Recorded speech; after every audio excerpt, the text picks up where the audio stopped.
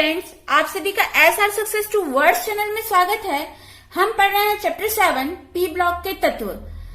तो आज का हमारा टॉपिक है समूह 15 के द्वितीय तत्व फास्फोरस के यौगिक फॉस्फीन। तो आज हम फॉस्फीन बनाने की विधियां और फॉस्फीन के भौतिक गुण एवं रासायनिक गुण के बारे में समझेंगे।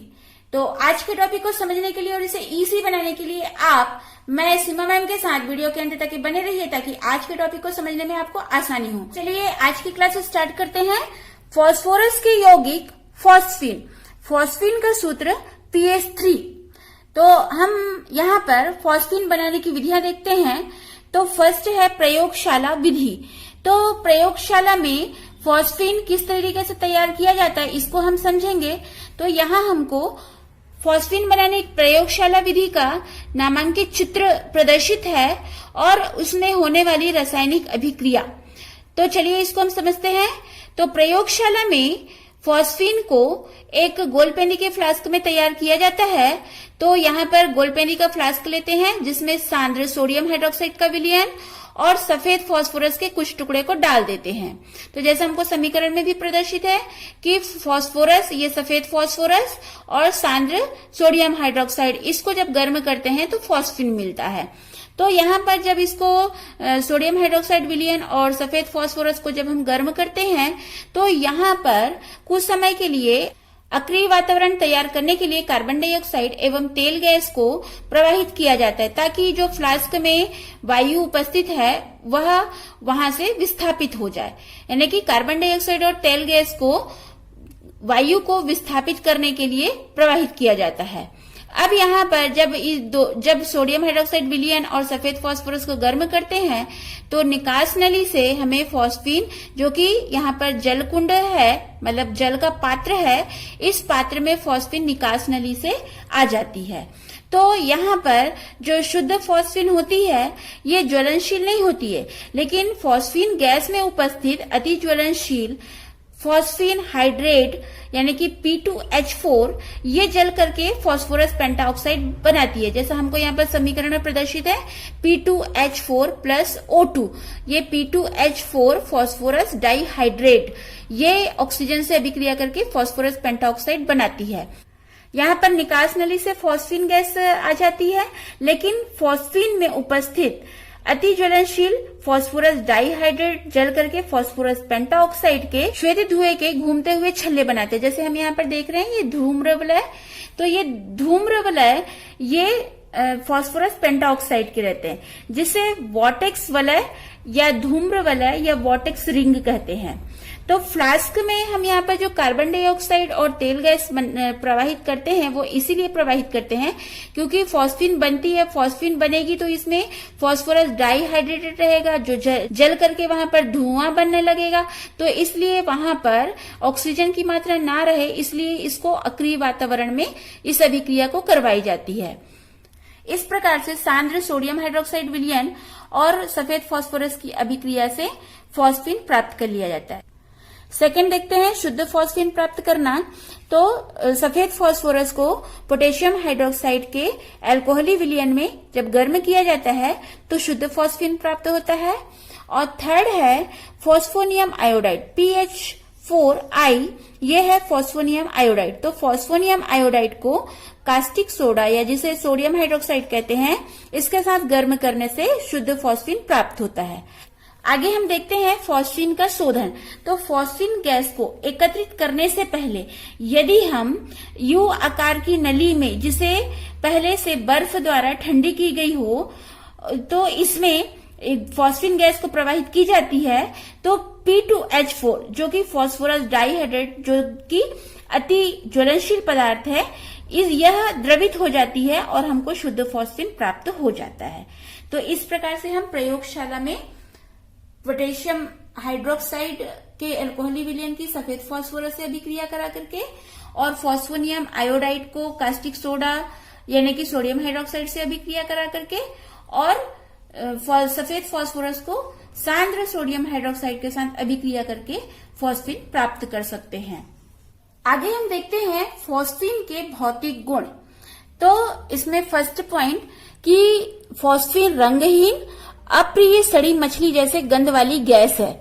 यानी कि जो फॉस्फीन होता है इसका कोई रंग नहीं होता है, रंगहीन होता है, और इसकी गंध जो है ये सड़ी मछली के जैसे गंध वाली गैस होती है। सेकेंड, जल में अल्प विलेय। जब हम फॉस्फीन को जल में घोलते हैं तो ये थोड़ी मात्रा में विलेय होती है, और फॉस्फीन वायु से भारी होती है और बहुत विषैली होती है। थर्ड पॉइंट, स्थायी नहीं, मतलब कि फॉस्फीन जो है अमोनिया के समान स्थायी नहीं होता है। क्यों नहीं होता है? क्योंकि ये 440 डिग्री सेल्सियस तापक्रम पर निष्क्रिय वायुमंडल में अपघटित हो जाती है। Fourth point, phosphine -89 degree Celsius पर द्रवित हो जाता है और -134 डिग्री पर ठोस हो जाता है। हम देखते हैं फॉस्फीन के रासायनिक गुण।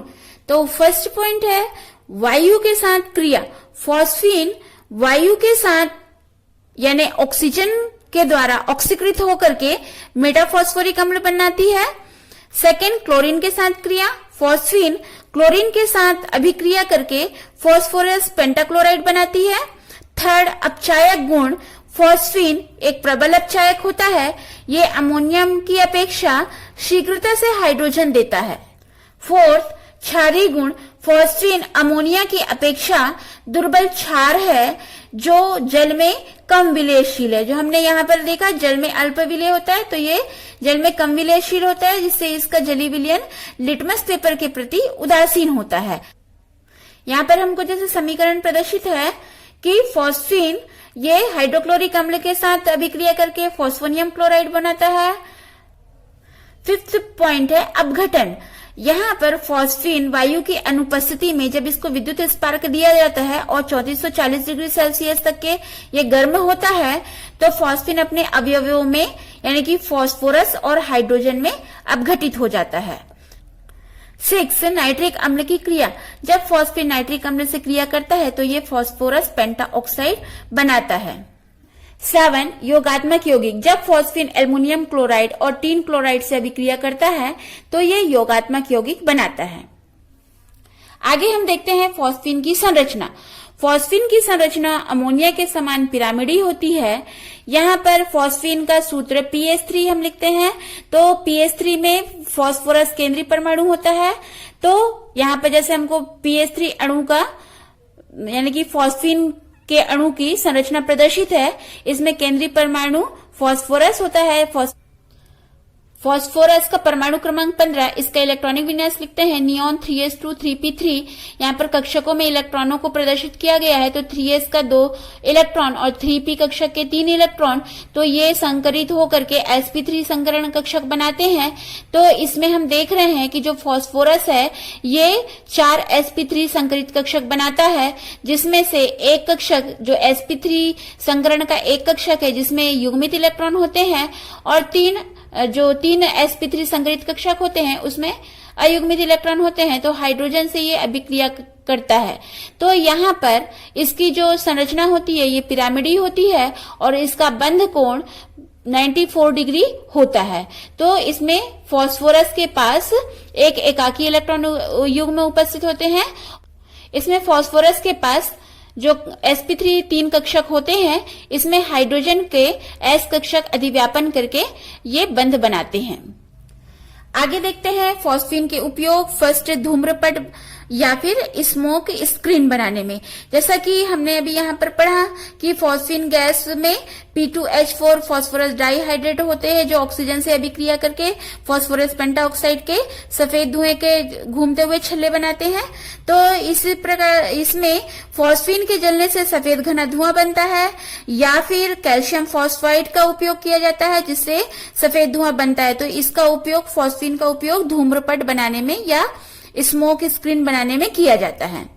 सेकंड पॉइंट, समुद्र में जहाजों के लिए संकेत के रूप में फॉस्फीन का स्वतः स्फूर्त दहन को तकनीक के रूप में उपयोग किया जाता है। इसमें समुद्र में जहाजों के लिए संकेत के लिए किया जाता है। इसको होम्स संकेतक भी कहते हैं, क्योंकि इसे जो ये संकेतक है इसको ब्रिटेन के जॉन होम की कंपनी ने 19वीं सदी में बनाया था, तो इसलिए इसे होम संकेतक के नाम से जाना जाता है। तो इसमें क्या किया जाता है, जैसा समीकरण प्रदर्शित है, कैल्शियम कार्बाइड और कैल्शियम फॉस्फाइड ये पानी से अभिक्रिया करता है और एक एसिटिलीन बनाता है। कैल्शियम कार्बाइड पानी से अभिक्रिया करके एसिटिलीन बनाता है और कैल्शियम फॉस्फाइड ये पानी से अभिक्रिया करके फॉस्फीन बनाता है।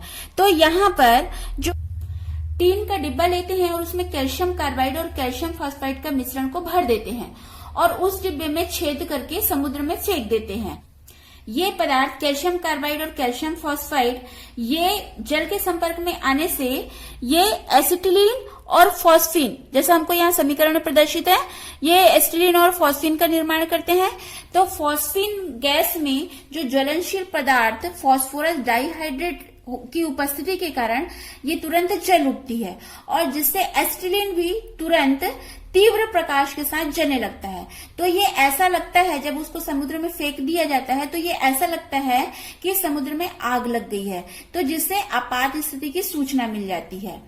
तो इस प्रकार से यहाँ पर इसको समुद्र में जहाजों के लिए संकेत के रूप में फॉस्फीन का उपयोग किया जाता है। आपको वीडियो पसंद आई तो लाइक कीजिए, शेयर कीजिए और मेरे चैनल को फर्स्ट टाइम वॉच कर रहे हैं तो सब्सक्राइब कीजिए, बेल आइकन को दबाइए ताकि वीडियो की नोटिफिकेशन आपको सबसे पहले मिले। आपका एक सब्सक्राइब मुझे आगे वीडियो बनाने के लिए मोटिवेट करता है। और इंस्टाग्राम पर सीमा साहू 179 को फॉलो कीजिए। Thanks for watching this video.